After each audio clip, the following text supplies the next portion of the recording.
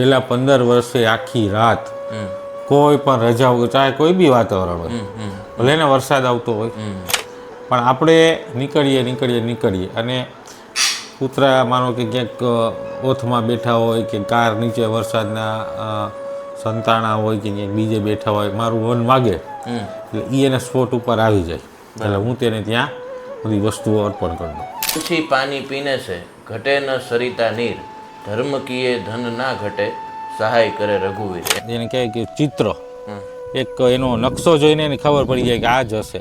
કીડીને કણને હાથીને મણ દેવા માટે જ મનુષ્યની રચના આ પૃથ્વીલોક ઉપર થઈ છે.